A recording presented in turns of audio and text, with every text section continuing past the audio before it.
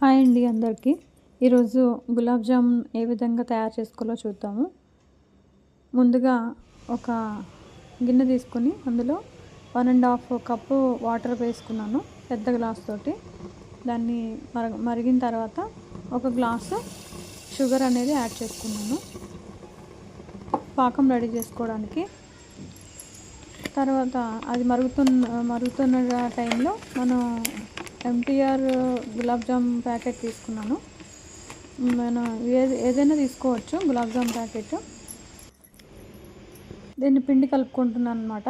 నెమ్మదిగా కొద్దిగా కొంచెం పాలు పోసాను. మిగతా అన్నీ కూడా వాటర్ వేసుకుని ఈ కన్సిస్టెన్సీలో నేను పిండి అనేది కలిపి పెట్టుకున్నాను అనమాట.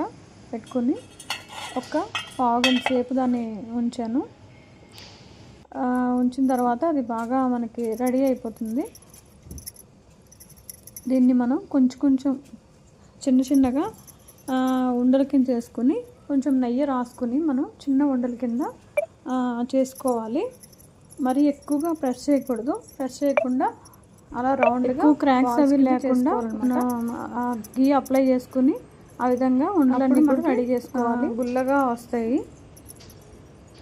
మరి ఎక్కువగా రెడీ అయిపోయిన తర్వాత అయితే మధ్యలో పిండి కింద ఉండిపోతుంది.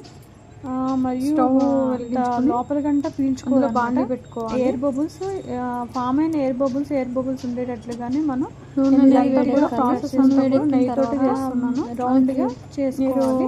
ఒక్కొక్కటి కూడా నూనెతో కూడా అన్ని కూడా బాల్స్ ని రెడీ చేసుకోవాలి. చిన్న బాల్స్ కింద మనం రెడీ పాకం అనేది మనకి రెడీ చేసుకోవాలి. దాన్ని మనం మీడియం ఫ్లేమ్ లో రెడీ చేసి వెంటనే మనం స్టవ్ ఆఫ్ అందులో అప్పుడు దాన్ని నెయ్యి అనేది వేసుకుంటున్నాం అనమాట. స్టవ్ ఆఫ్ చేసుకుని ఇందాక మనం చేసుకున్న పాకం అనేది రెడీ అయిపోయింది. స్టవ్ ఆఫ్ చేసుకుని మనం ఈ ఉండలన్నీ కూడా రెడీ చేసుకుంటున్నాము.